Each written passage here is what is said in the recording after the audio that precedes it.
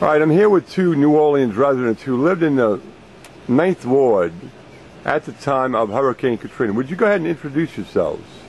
Name's David Gonzalez. I'm Dixie Gonzalez. Okay, David and Dixie Gonzalez. Where did you reside on August 29, 2005? 816 Gordon Street, Lower 9th. So you were in the Lower 9? Yes. Tell us basically, Hurricane Katrina came on the 29th, and you guys stayed through Katrina, correct? Right. Yes. How many stayed? Was it you, your husband, and... The neighbor next door. And you have any pets? Yeah, we did. We had 1 dog, 4 cats.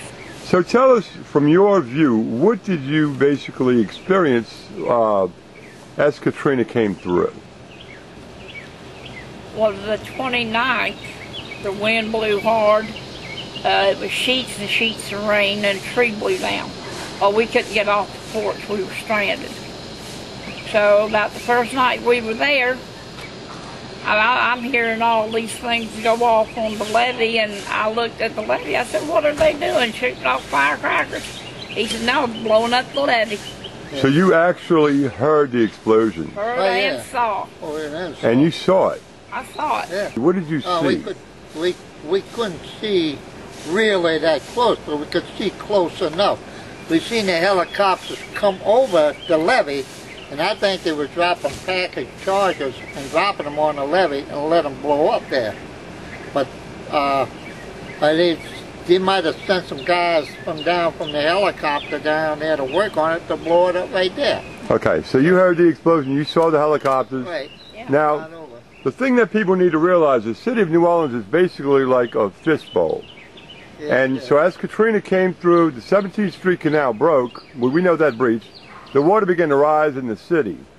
So as that bowl filled up, they had to relieve it, and that's how they did it, by blowing the levee, right? Oh, yeah, Right. I'm pretty sure they did. So the levee blew and the water began to recede. What did you guys do at that point? Well, we still there. We spent the night there 2 nights in a row. And by the time that next morning come, it might have went down a little bit, but it wasn't that much yet. And that's when the boats that were picking up people picked us up, and they took us to the St. Claude Bridge. Yeah. From there, we walked over to St. Claude Bridge, and we caught a army.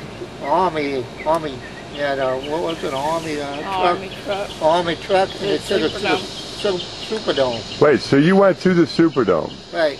All right, now on the news we heard many reports of children being raped, murders. Yeah. Tell us, what did you experience at the Louisiana Superdome during your stay following Hurricane Katrina? They had a guy, he jumped from the top of the Superdome straight down, and they had about maybe 9 women and 1 girl got raped. Now, there was rumor about a big party, this is an alcoholic party up in the VIP section. Yeah, that's right. And the last time we spoke, you say that the National Guard would show up in the morning to drop off rations, Yeah. and you didn't see him again until that night, correct? That night. He had gone up. One of them had gone up because there was a lot of noise and stuff coming from the VIP section of the dome. They were all drinking. A National Guardsman went in to see what was going on. One of them took his gun and shot him. So they took the gun from the guardsman and killed the guardsman? Yeah. I can't imagine. It was chaos. Everybody was doing their number 2 job and number 1 job on the floor. Yeah, but Saw a woman in there having a baby. She got up some kind of way, and she just left the baby. That was the most horrible thing I have ever seen in my life. it stunk so much in the Superdome, you had to go outside and lay. And that water came in so fast, we were floating out the door.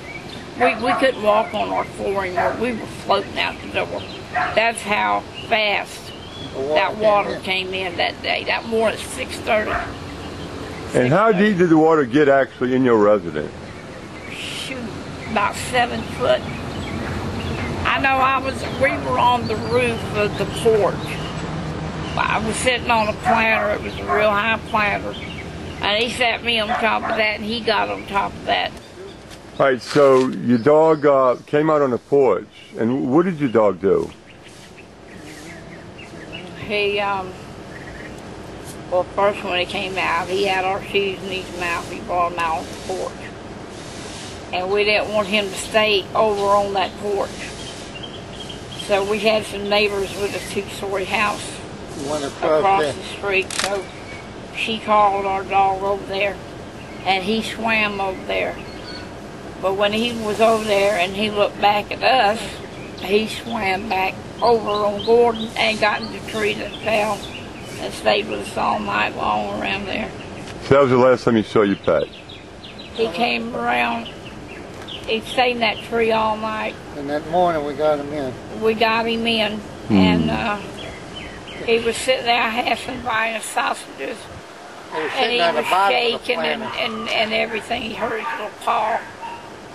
And he ate those buying sausages. Then this boy came around in real big inner tube, he and his dad. That sucker. And he got me, my husband, and our dog. He got us one at a time. He got you first in the inner tube. Yeah. And he went across. Then he come back across to the same inner tube. And I got in it, and my dog got in my lap. And we went across the street in that 2-story house. And we waited till the boat came. Right. The boat came, and we had to leave the dog there. What would you like to say to President Bush as far as what they have not done for the city? Really say it. You can say it.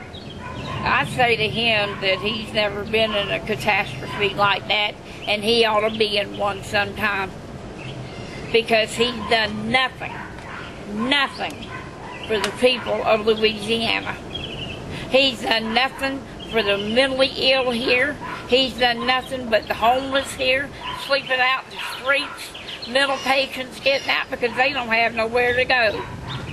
Him, Nagin, and Blanco ought to have been in there instead of riding the helicopters above us.